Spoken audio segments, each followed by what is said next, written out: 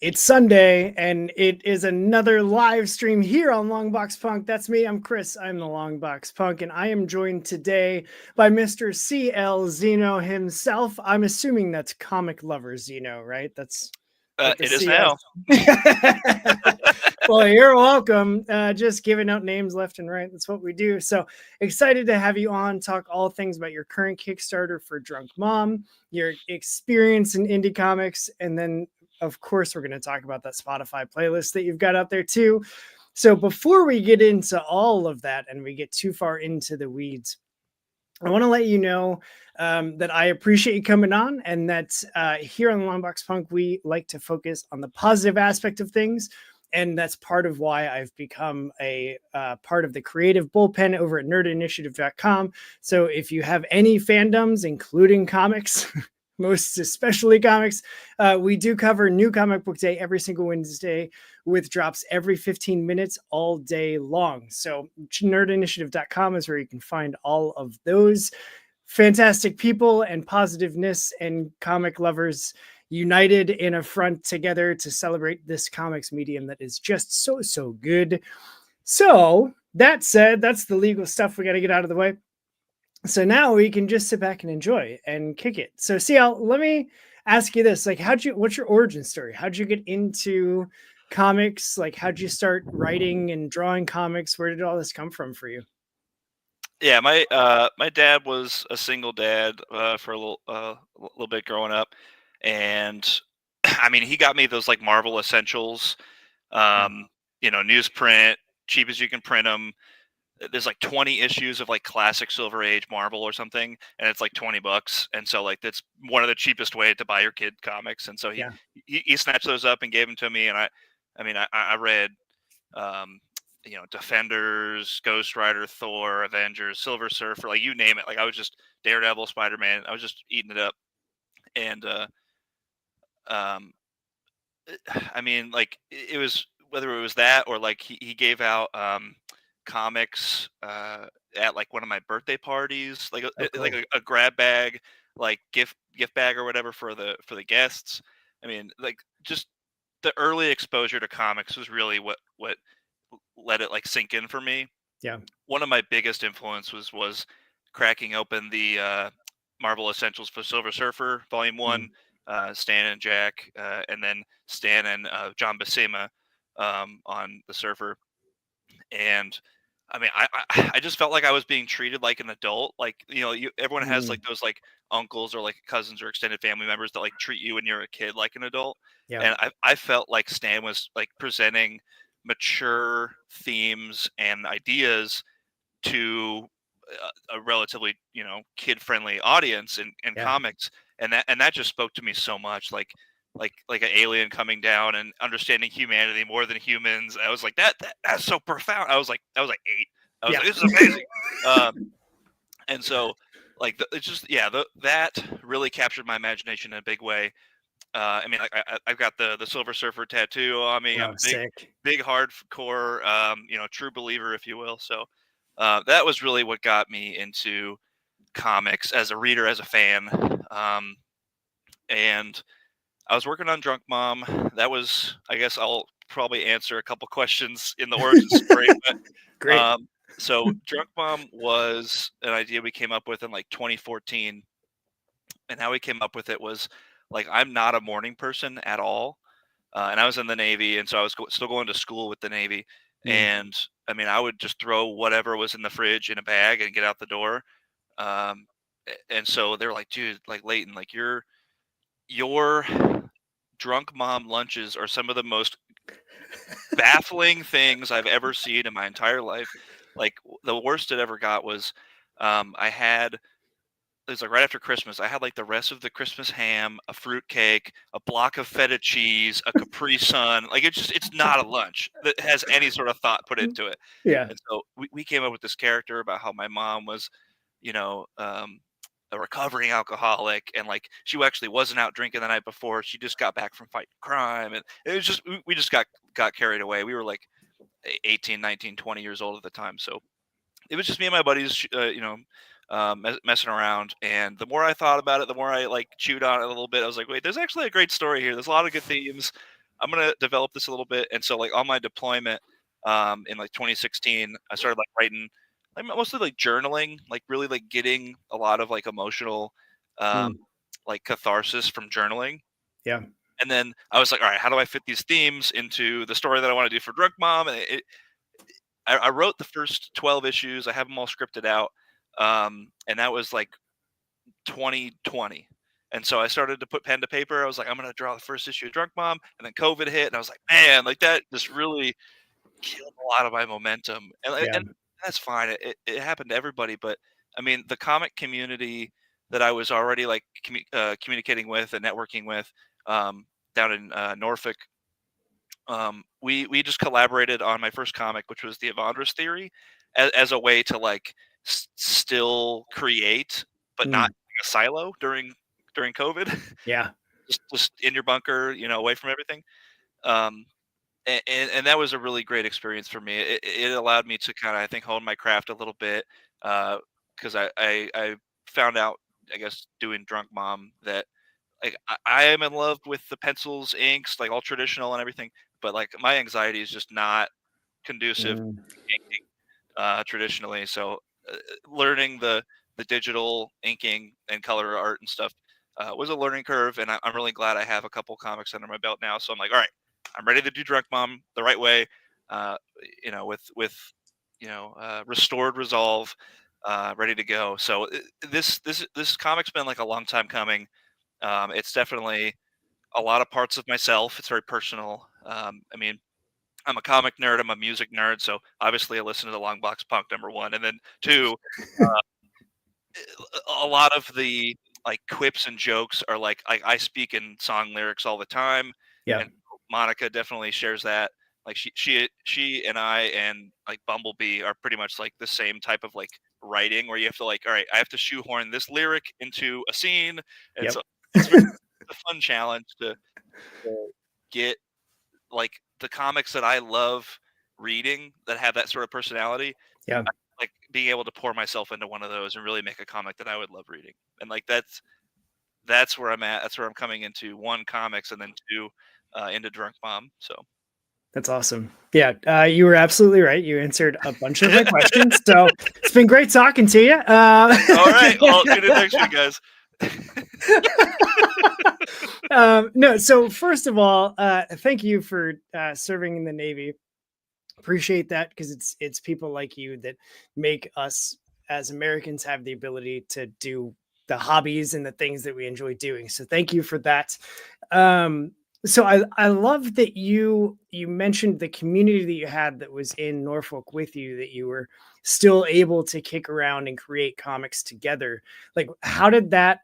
What did that look like for you? Was that just like a lot of the people that were in your same crew like knew that you were doing like into comics, working on comics, and they were just like, "Hey, me too. We should do the thing." Like, how did that? How did Yeah, you broach that with them? yeah. So there's a great nonprofit called the Muse Writer Center in Norfolk. So they teach like creative writing classes, and they have Mm, like stuff for different genres, whether it's like writing for video games, TTRPGs, music, like you name it. It's anything really, creative writing.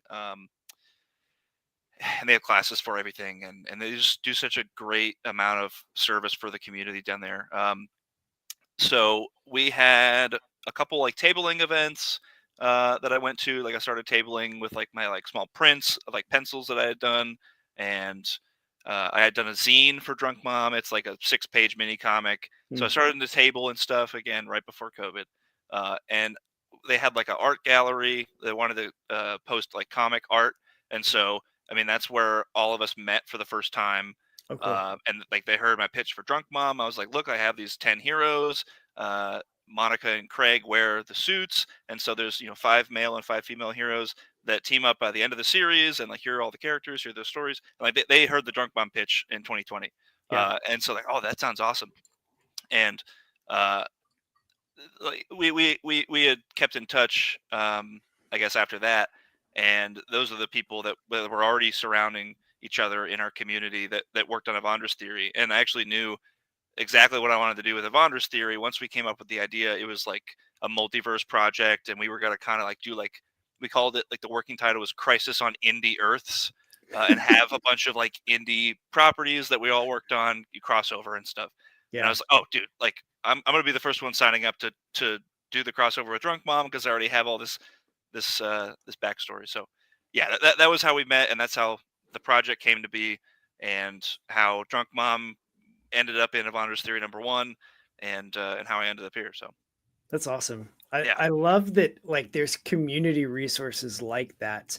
Um, that if you look in the right places, you can find out about, classes on creative stuff or just like non-university settings that they're still like willing to teach people about a craft or art or yeah, any creative avenue. I love that. Like here in my town, we're known as like the city of sculpture because we've got sculptures all over the place. And now they're starting to paint murals on like yeah, all the open brick side buildings and the side of parking garages. And so instead of everywhere. just being Yeah, like drab gray brick, every corner you might have a pop of a very bright mural. And like it's one of the things I love about the city is I can drive through and I'm just surrounded by art all the time. And if yeah, I had the extra time, we've got like a community arts center, and they do similar classes like that where you can come in and sign up and pay some sort of nominal fee. And like for an intensive like 3 week period, you can, go to classes and learn how to do the thing. And I love that like it's not just here that yeah, has that. I don't know why I would think that it yeah. was. Yeah, we had so my girlfriend just started at VCU in Richmond. We just moved up to Richmond, Virginia, which is about 2 hours away from Norfolk, um, and 2 hours south of DC. For those who don't know Okay. Virginia very well, um, and I mean she's taking a like history of Richmond class with VCU, and like they learned about the mending walls, which were like a 2020 specific. Um, like during the like George Floyd protests, uh, Mm. an effort to kind of have conversations in the community that are really good. So like if you just look up Richmond Mending Walls, it's a really good mural project, and Richmond has just an absolutely massive art scene and just murals everywhere. So like yeah, that sounds kind of very familiar to things that are happening, I guess, across the country. Yeah. That That's that cool. they really do impact your community, but it is cool that like those things are universal and almost like innately human. Like you don't even need to hear about another mural project to come up with, hey, what if we painted a mural here? Like Yeah. it's just part of being an artist, I guess. So Yep. Yeah. And like even so before I lived here on like I'm just north of Cincinnati. So there's the great like east side versus west side thing that I don't think matters at all. But before I moved to the west side, and maybe it's because I've lived on both now, like maybe that's I'm like you're just like, oh, this is stop. fake. Yeah, like there's no Yeah, division. But like when I was before I got married and moved over to the west side, the church that I went to, like we had a 1 day blitz where we would go out and do like single day service projects, and they would do like murals under bridges and like cover up graffiti with instead like a very bright pop art piece. And that was the first like exposure I guess that I had to people intentionally doing that. It's just to like bring brightness and color and art to places where it didn't happen. So then when we moved out here, and we were here for a couple of years before the city started really dumping a ton of money into the revitalization part, then these murals started popping up. And there's like some days that in the spring where you'll drive through, and like last year everybody, all the electrical boxes in the city, they coordinated a bunch of people to paint all of those differently. And so like we were driving through and I was like, holy crap, it's another one of the city art days. Like there's is just every people everywhere. yeah, And I'm like, how do I find out about that? Like I want in. I have yeah. no Like idea. I grew up in Los Angeles, and so like I remember, I mean, like even just like time getting in the Wayback Machine 20, 25 years ago or whatever. Um, like I remember like public art just being so controversial and like Mm. having this huge connotation and like just being super punk and like anti-establishment and whatever. But Yeah. like I really feel like the the understanding of public art has so changed since the 90s that like it's become not only like extremely accepted, but also like people see the value in it now that I don't think they saw Yeah.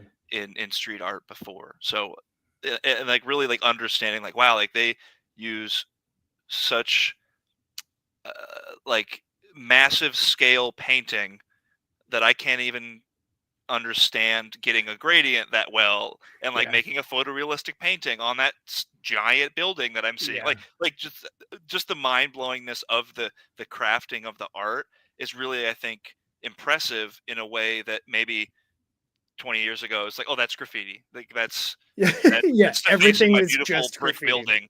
Yeah. I only like brick. I don't like anything else. You know, like Yeah. Yeah. Yeah. The brick were all just perfectly color matched. Like yeah. it's because they're bricks. Yeah. So So now that we've gone on a weird public art tangent, which I totally bring it love, back to comics. back Welcome to the to Public Art Podcast. bringing, yeah. So like, let's talk about Drunk Mom a little bit, because the name itself, I was very, without giving too much away, I was very much like, oh, I don't know if this is a comic I'm gonna like that might strike Yeah, too close to home. But then reading it, I was like, oh, she's like she's complaining about AA meetings, and like she's totally sober. So like, what the hell, man? Where did this go? Where did the title come from in relation to then like the story? I know you yeah, mentioned like, oh, it was kind of this like riff that we had about the bad lunches that you were bringing. Like, is that yeah. really just where it came from? That's where the idea came from. But I mean, having comics be like subverting your expectations like are really one of my favorite things about comics. Like one of my favorite examples is like whenever people are talking about like, oh, who would win in a fight or whatever, and it's just like any writer can really make anyone win in a fight, like Yeah. very clearly. I mean, like whenever people were learning about the Hawkeye beating the Hulk in Civil War II, and it's like he would never win in a fight. It's like, have you read the comic? Like, have you read it? So it's like an assisted suicide thing. It's actually really heavy. Like Yeah. he asked him to kill him, and it's just like, oh my god. And so like having that level of like, okay, everyone assumes that she's going out drinking the night before, and that's why she's tired all the time, but she can't tell them that she's got this double life. Like that's the tension. Like that's why it resonates, is because like she's gonna want to reject like this, like, oh, I'm not a drunk, I'm in recovery, but it's just like, Yeah. okay, well, I kind of have to just wear this label now that I unfortunately can't correct. So Yeah.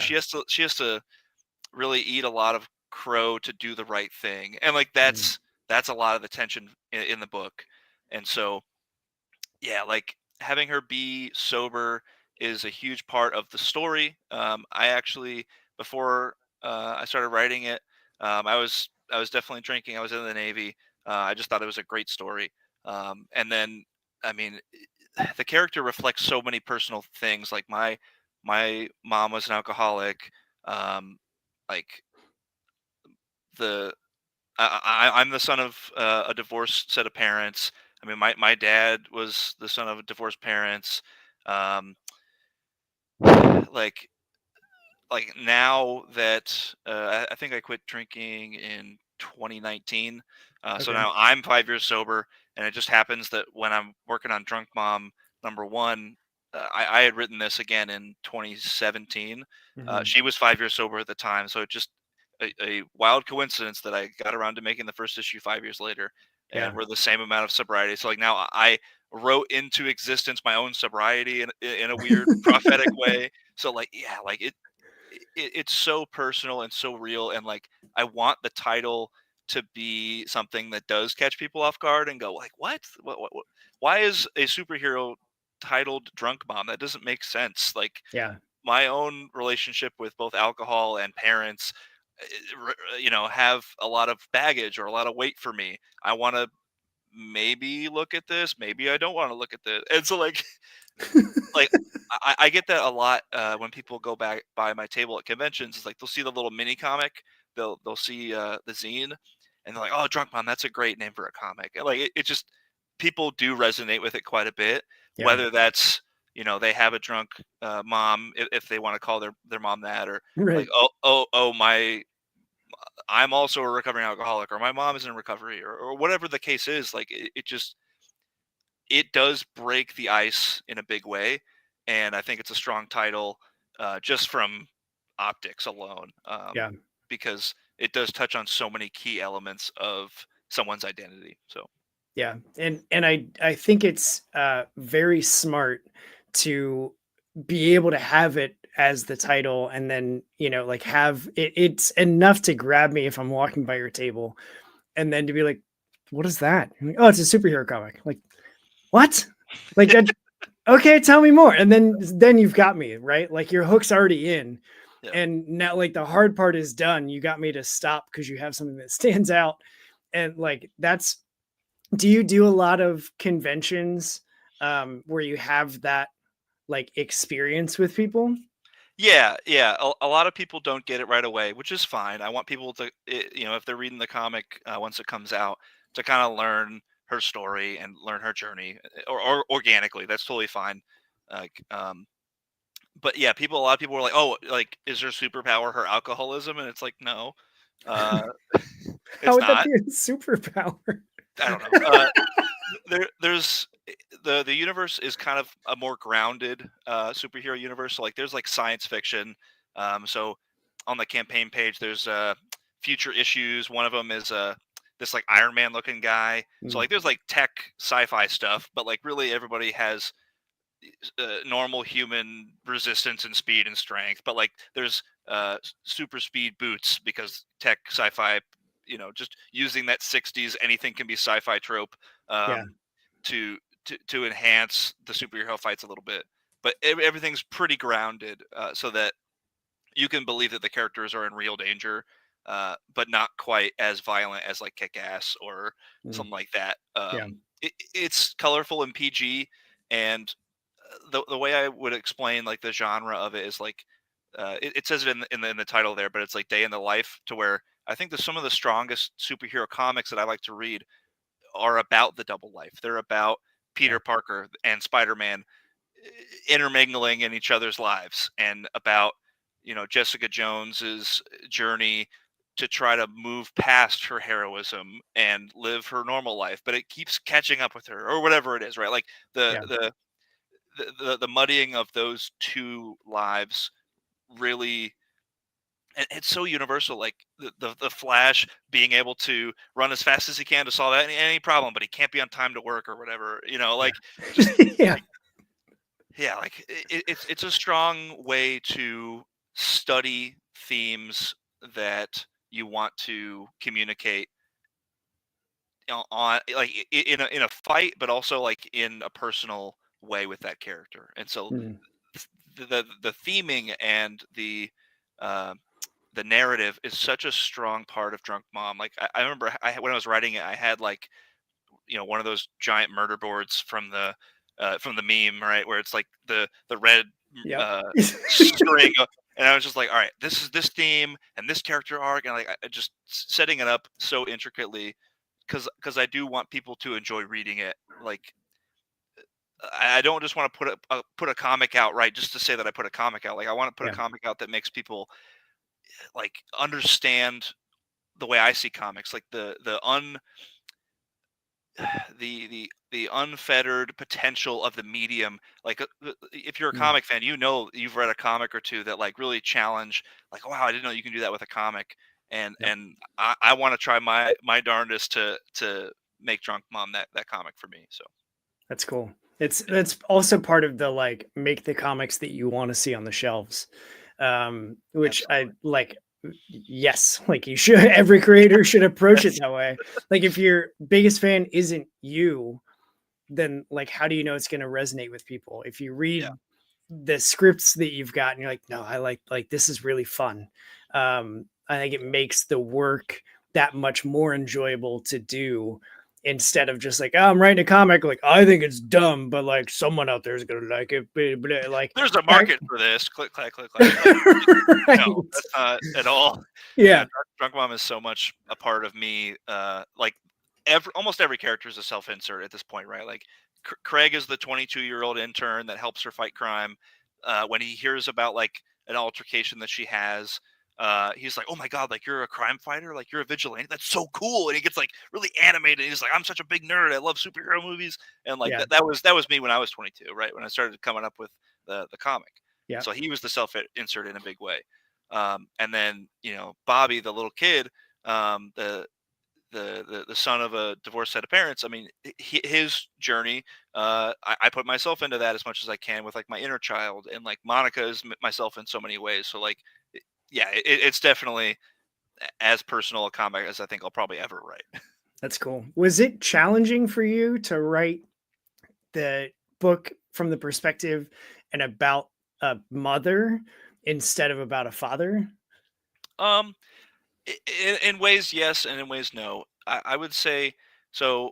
My relationship with this is going to be very personal, but my relationship with my biological mother, and the fact that I'm even emphasizing biological mother, it kind of hints that it's Yeah. extremely estranged.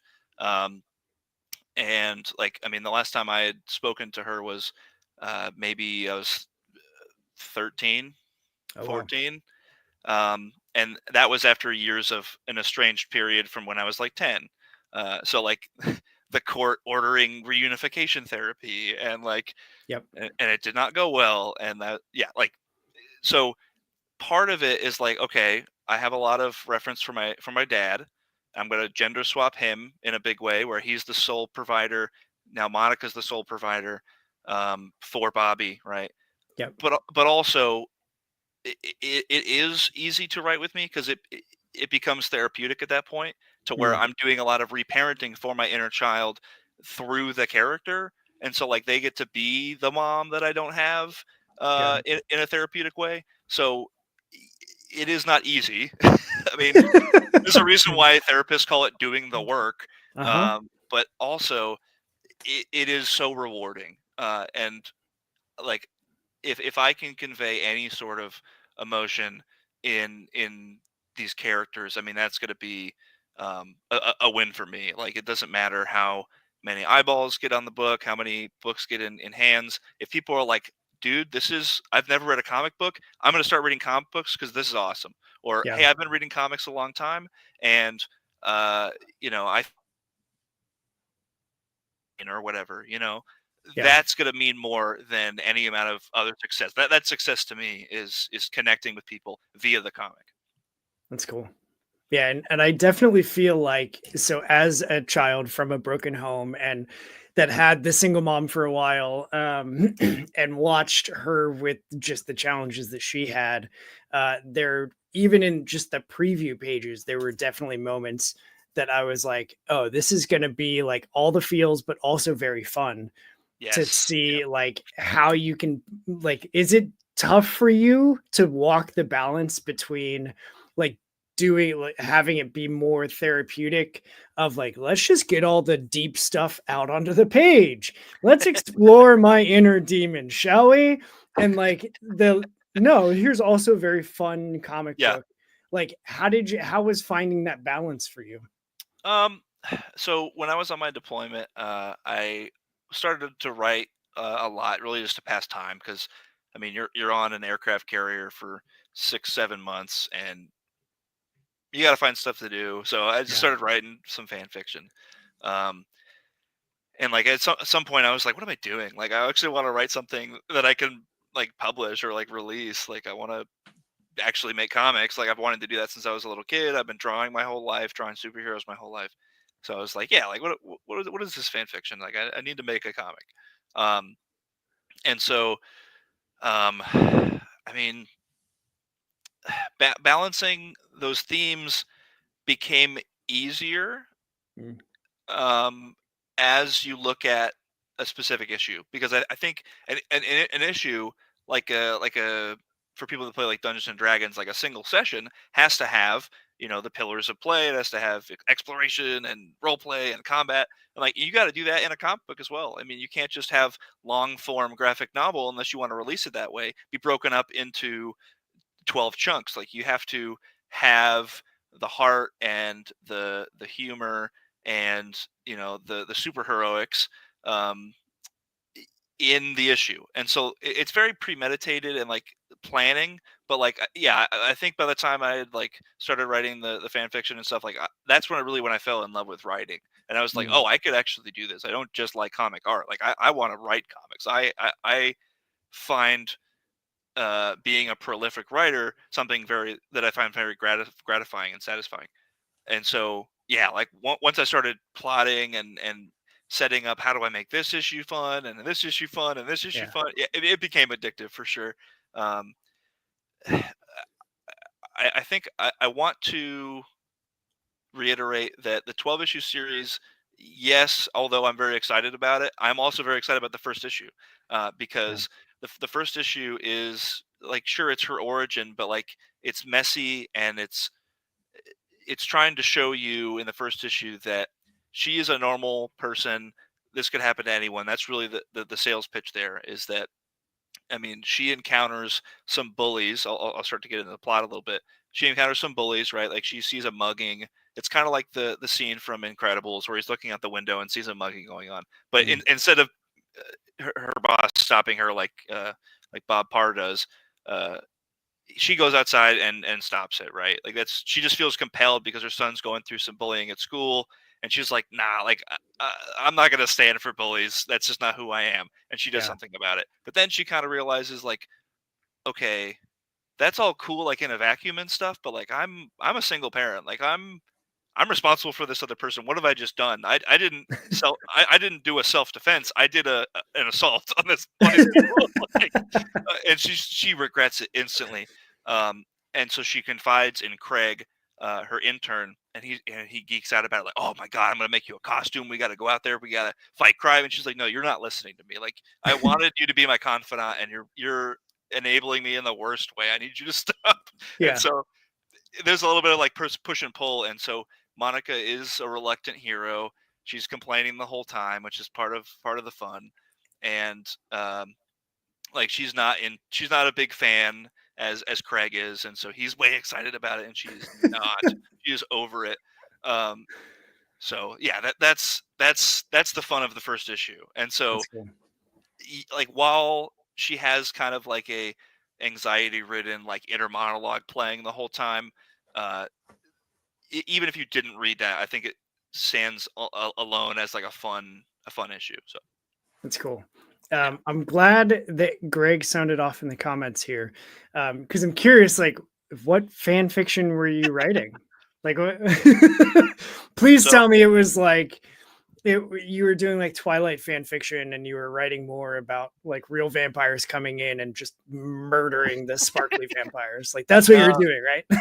so on the ship, I mean, we have a close group of people that we worked with, and I wrote about each of them having their own superhero alter egos and fighting crime that were like our bosses and stuff. And it was just like a workplace fan fiction with an audience of like 4 people that I That's worked with. awesome. So like it was stupid, and like we brought in a bunch of Marvel and DC and Star Wars and all the nerdy things, references, and it was just silly.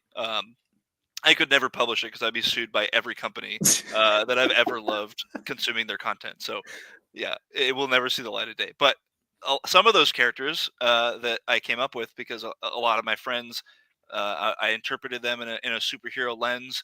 I mean, some of them are characters in Drunk Mom now. So, Mm, it's a fun.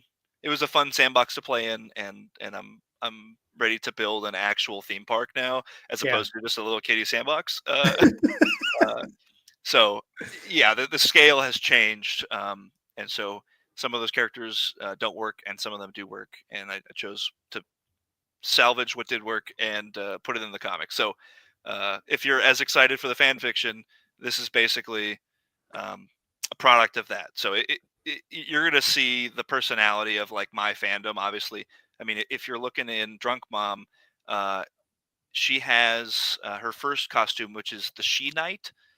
She has like a leotard, like a spandex leotard, which is not flattering for anyone, and a shield. And so like she looks very much like She-Hulk. That was kind of calling her the She Knight, and it's also very male gaze because Craig made her the costume, and he's like, "Oh yes, you're a female superhero. You have to have your legs out and stuff." Uh, and like she's like, "Dude, like I haven't shaved my legs. I hate this." So like, yes, there's very much like I love She-Hulk. She's a clear example of the kind of hero that I'm trying to emulate. And like she has a shield, so like she throws it. Obviously, you gotta throw the shield. If you haven't Gotta throw shielded it. it, Yeah. Chekhov's shield. I mean, it just is what it is.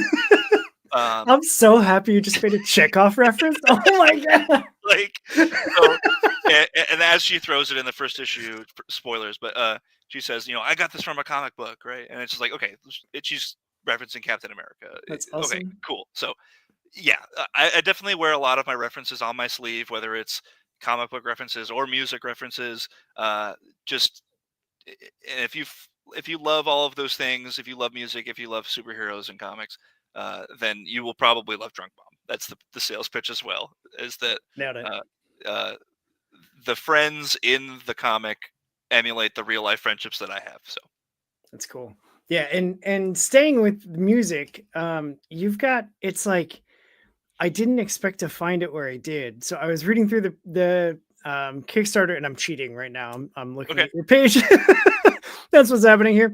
And you've got all of the like cross promotion stuff that you've done, and you've got all the like add-ons that are there, and then you get to the characters, and it's giving the little blurbs about like, hey, she's a single mom, recovering alcoholic, works at a bank, quotes lyrics from her favorite music and conversations, which you can check out our Spotify playlist here. And I was like, wait, you made a whole playlist for it? That's awesome. And so like I'm looking through your playlist, and you've got a lot of really great stuff. And I had a feeling when she picked up her son and he was listening to the CD Incubus. player and listening to Incubus, I was like, oh, this is gonna be so much fun to talk Yeah, about. yeah. So like I'm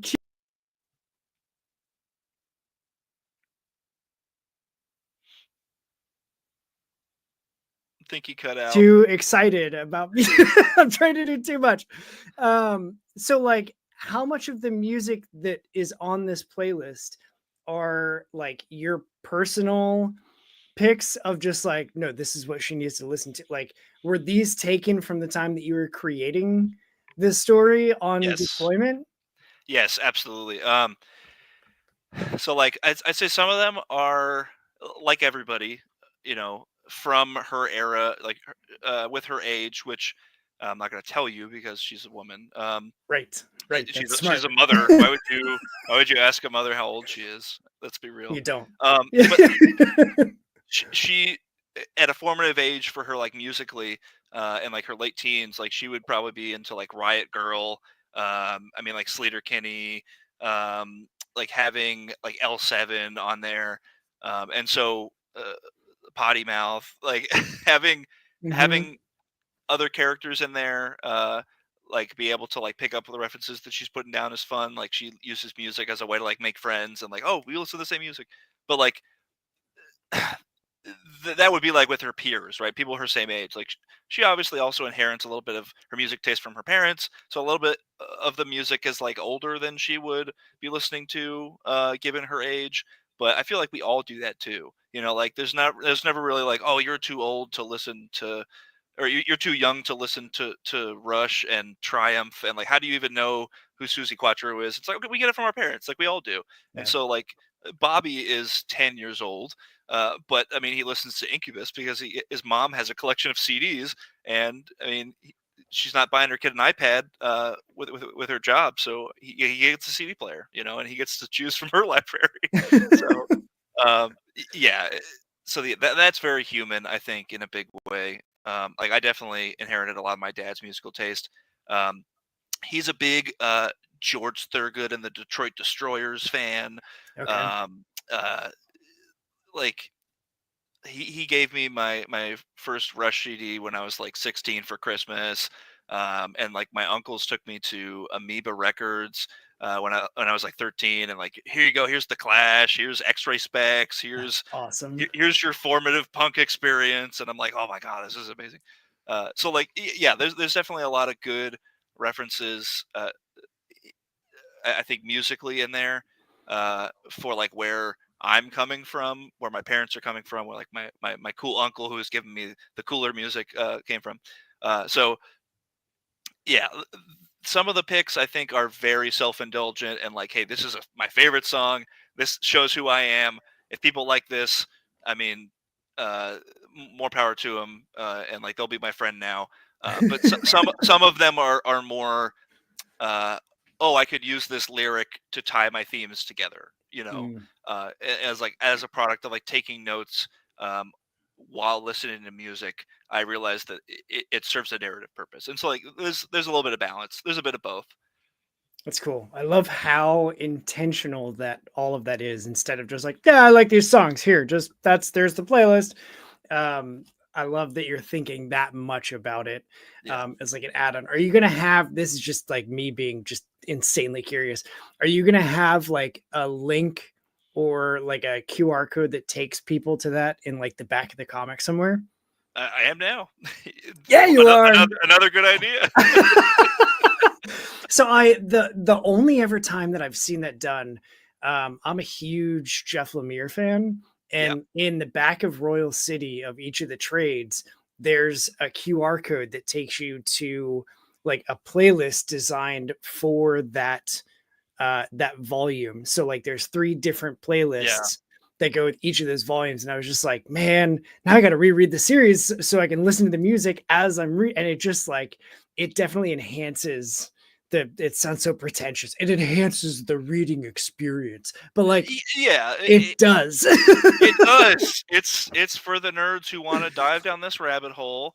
Will freaking love it. And Yeah. when something has that amount of like, um like multimedia experience, or like shared experience, products, it's not a throwaway, it's not a gimmick. Like you can tell, like, one of my favorite examples of this, the Guardians of the Galaxy video game, Mhm. that came out, what, 2 3 years ago now. I mean, the music director was like, "Oh, wouldn't it be cool if Star Lord was like the name of a band, and like he had the patch on his jacket?" And they're like, "Yeah, that's cool. We can throw it in there."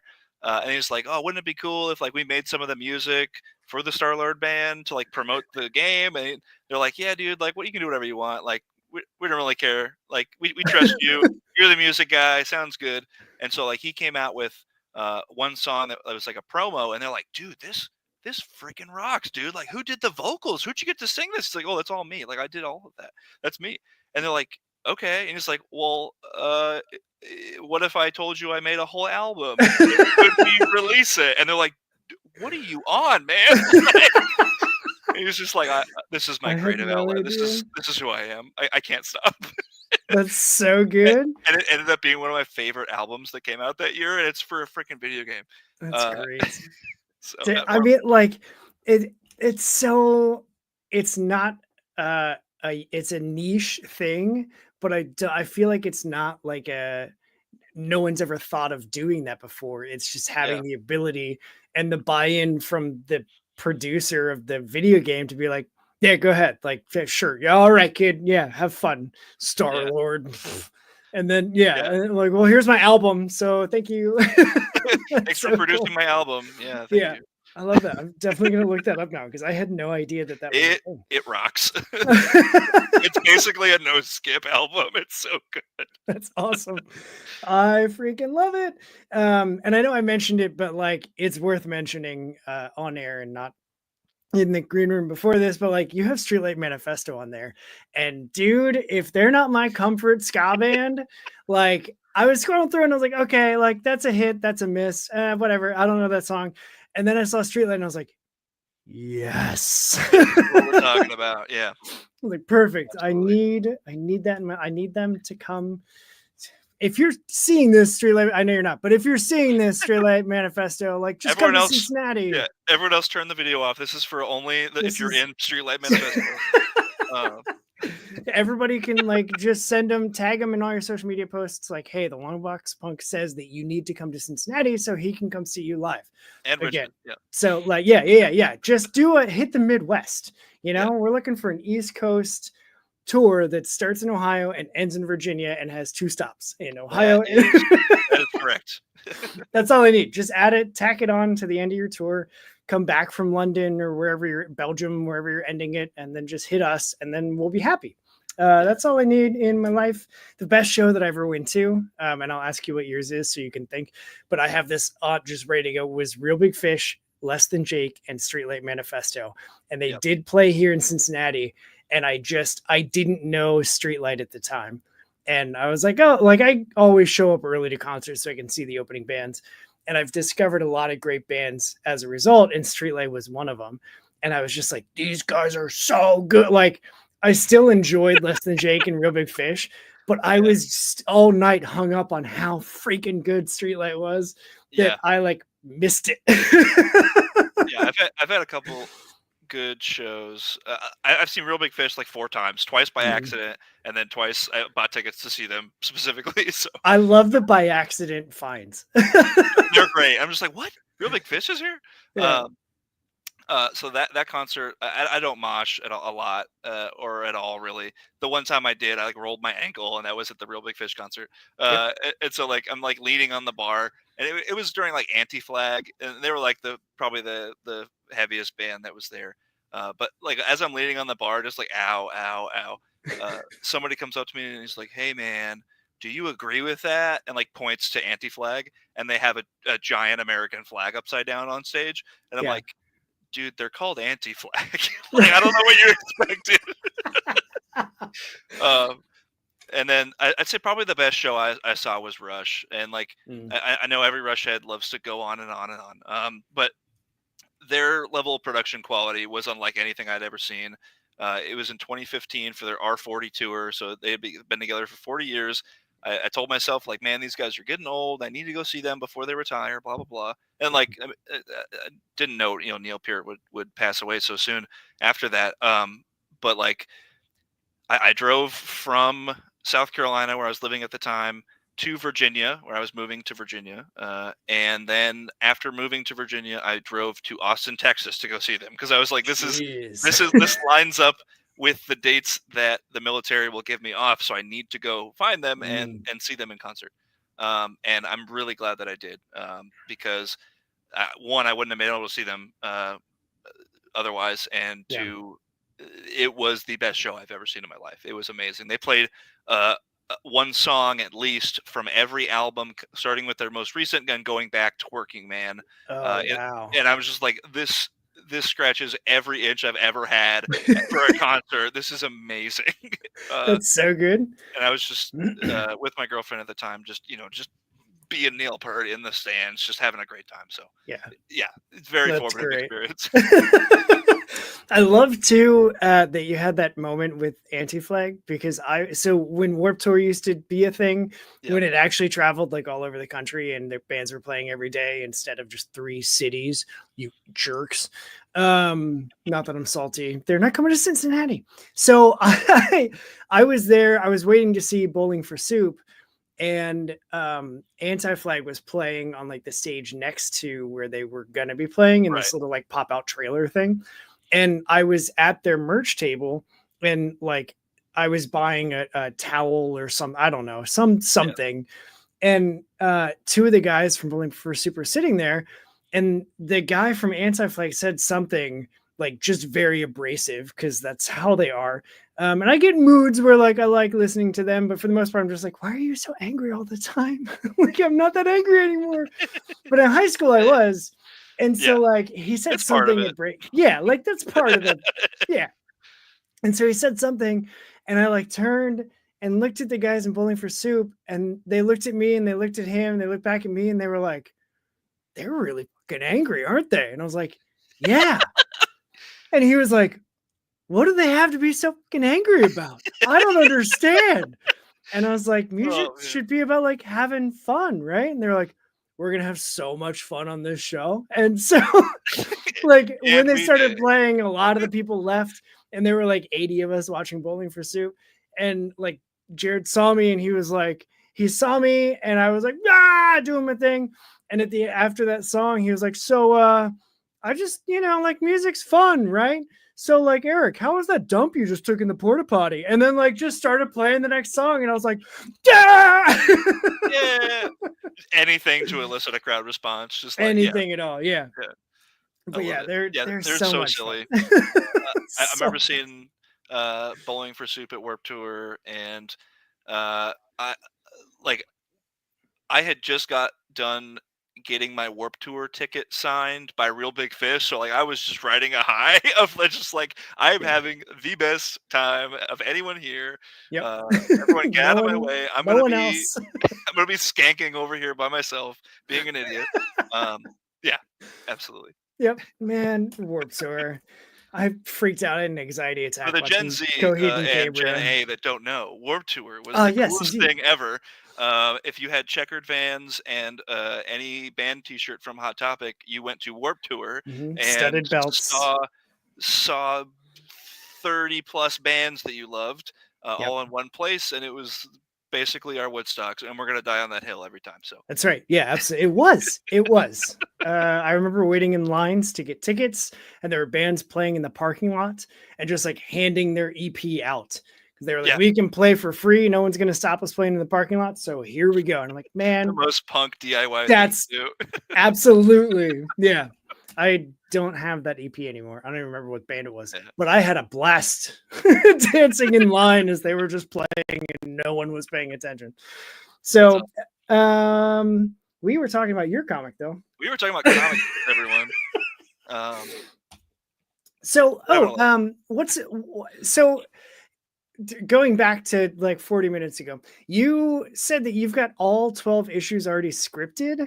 Yes, That's yes. insane, bro. I view scripting and like writing as like two totally different crafts, and like that sounds uh, like a no duh statement, but like I feel like a lot of people kind of take the ideological camp of like cartooning, where like you're writing and drawing at the same time, and like Mhm. kind of seeing like what the demands of the panel are, or like what the demands of like the story are, and doing that simultaneously. I definitely, my brain does not work that way, Mm. and so like there's definitely not a wrong or right way to do it. But for me, I want to inform the art with details that are story driven, and like have everything uh if I have a rewrite that I want to do, I do not want to do it after I have a lot of the work done.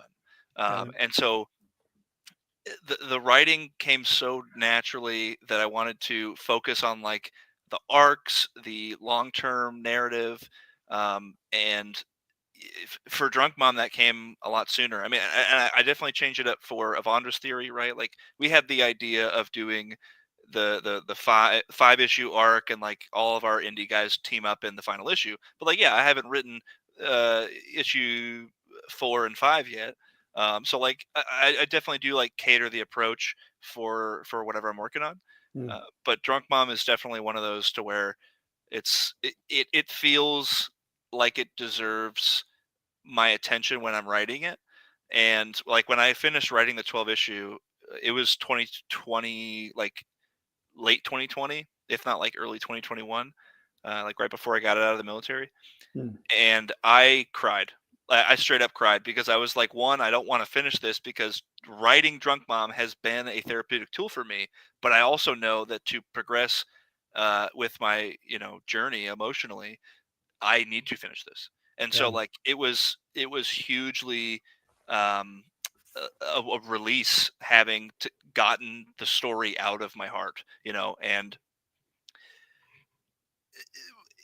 it's so motivating to tackle the art now that I know what the story is, what the story means to me, and it's like, okay, well, I've signed myself up to do like 300 plus paintings. Let's get to work, like Yeah. and I'm the kind of crazy person who can do that to themselves, and like I know that everyone does not share that same that same mindset, but that's just who I am, and Drunk Mom's who I am. So here we are. That's awesome. No, I feel the same where when I talk to creatives and they're like, yeah, I eventually want to do X number of issues, whatever that is. But like the first step was getting, this thing done. And I'm like, yeah, but for me, like my brain only works if I understand the whole thing. And then I can break the whole thing down into like, here's the start, here's the problem, like here's the resolution, here's the celebration. Like I need to see where I'm going to fit all of it in before I can even start like the first thing. Yeah. um and like that's just how my brain works. So yeah, like I could never do, I mean, I can't draw my way out of a paper bag, but I could never do the like cartooning, drawing, and writing at the same time thing, because my brain has to. I mean, I have ADHD, but like I have to focus on one thing at a time to Yeah. be able to do anything with that one thing. Otherwise, it's like, well, I can draw the thing and then I'm going to be constantly revising the drawing and then I'm not going to be writing. And then I'm going to get to a point where I'm like, what the hell was I even doing? I don't even know what I was doing at this Yeah, point. I'm not thinking about character arc when I'm asking myself like, "Where's the light source?" You know, like that's not how my brain works. I'm sorry, I Yeah, can't. they're two totally separate skills that you have to have and hone and work on and Yeah, like be proficient in before you can even start putting pen to paper. Like yeah, that's how I feel about it. yeah. Which is what. This is the first comic I've done completely by myself. So I was on 3 anthology books. Well, I did a small mini comic by myself. So Avondra's Theory is 3 stories. So I did 9 pages in that, and the inks and colors on the cover. Avondra's Theory number 2, I wrote 2 of those stories, and there was like 6 pages for my story, and I did the colors on the cover. Uh, Phantasmagoria was like a horror anthology. I did Tales of Goop, so I wrote and did the pencils, inks, colors on that. But Micah Myers, uh, who's done lettering for all that stuff, Mhm. continued to letter that. This is the first one I'm lettering it too, so it's just like I I got it. finally got one under my belt. I probably won't be doing it because there's a lot to learn for coloring or for lettering, and I definitely want to bring Micah back because he's a absolute professional.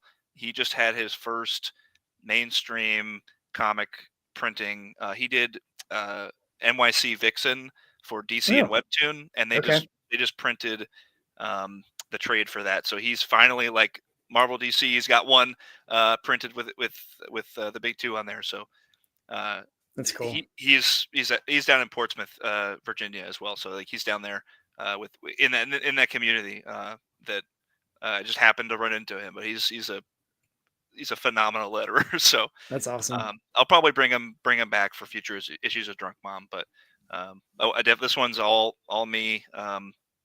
And it was a huge learning curve from start of issue 1 to finish of issue 1. Um, it was from 2017 to now, and it's finally ready for you guys. So That's cool.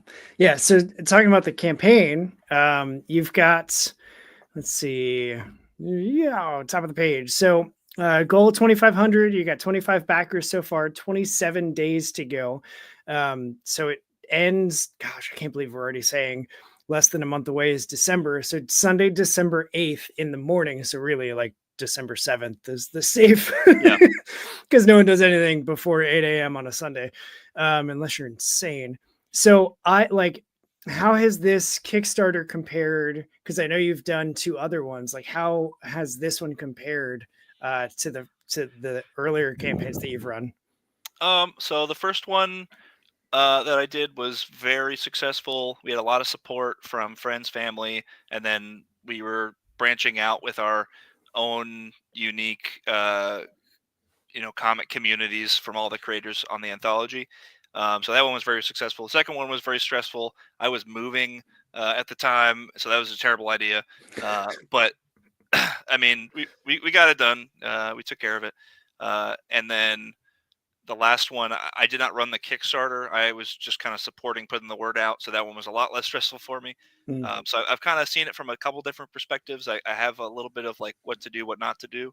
Uh, like not checking the page 15,000 times a day.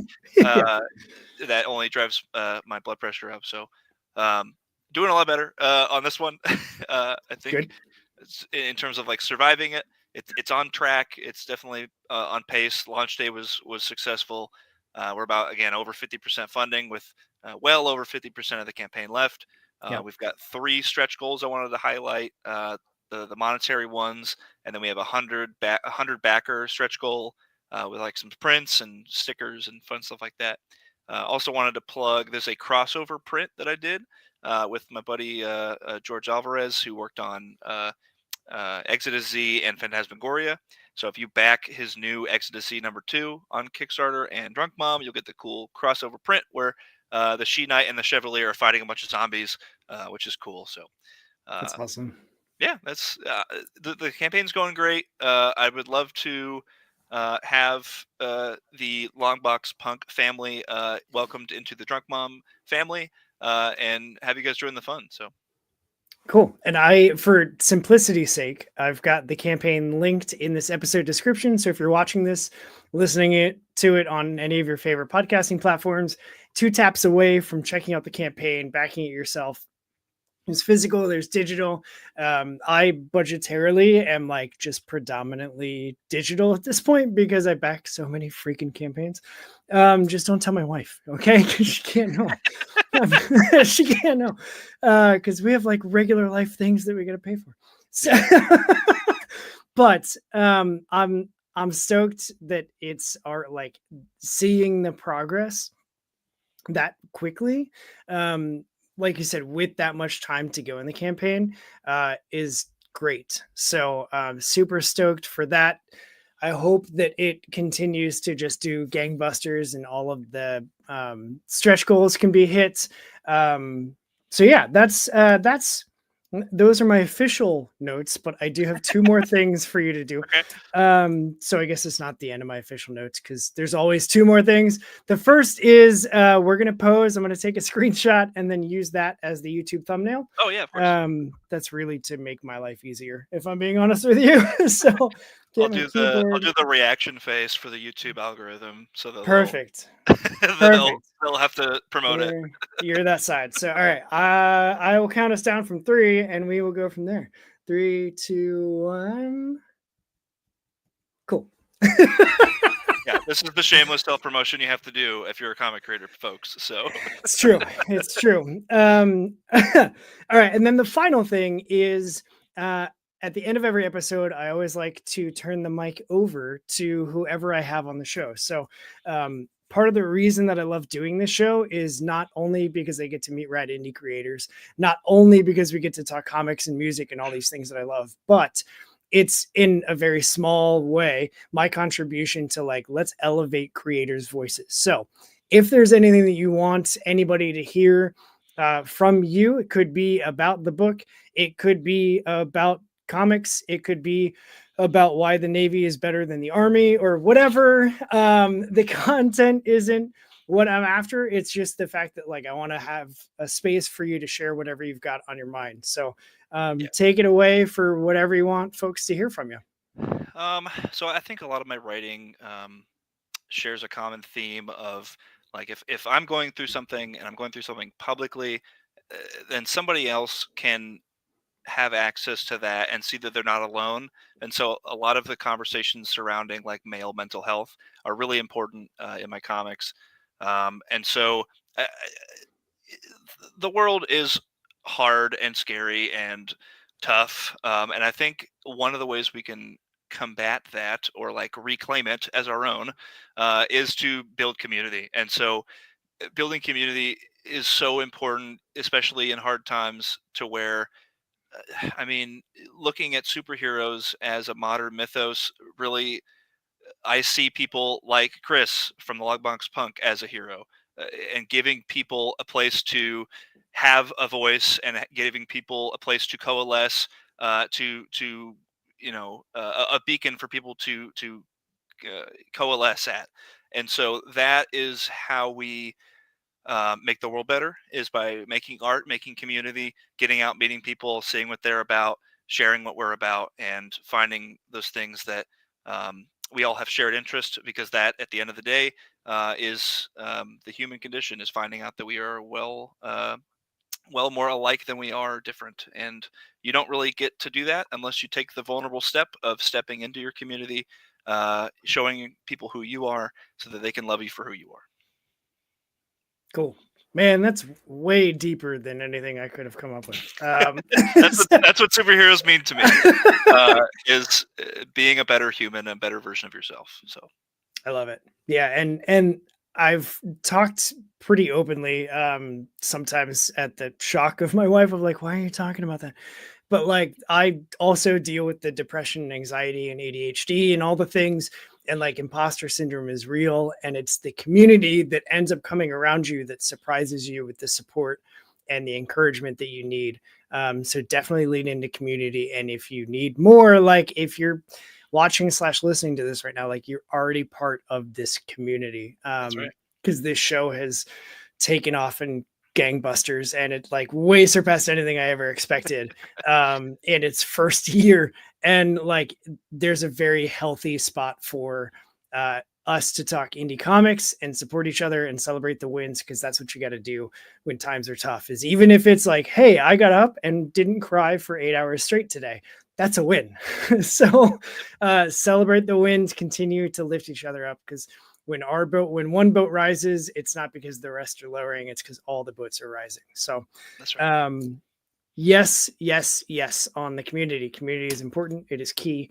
And I love that you said that. So I'm gonna stop rambling, because like I could go, that's a whole, I could go another hour just talking about. I think it's safe to say we'll be back for future issues of Drunk Mom. Yeah, yes, absolutely. So thank you so much for hanging out with me on a Sunday afternoon. Yeah, I appreciate it. I appreciate the work that you're doing and the heart that you're pouring into this book. I hope nothing but success from this campaign, and I look forward to hitting that goal sooner than later for your anxiety more than anything else, because I know how the refresh struggle. So yeah, I will be rooting you on. And where can folks find you to keep up with you, to keep updates with you, all those things? I'm pretty active on most platforms. I'd say my website, clzeno.com, is a great way to branch into all that. I have a link tree from all my socials. So I'm on Blue Sky now. Just made a Blue Sky. Uh, uh, Instagram, Facebook, Twitter. I think it's CLZeno official.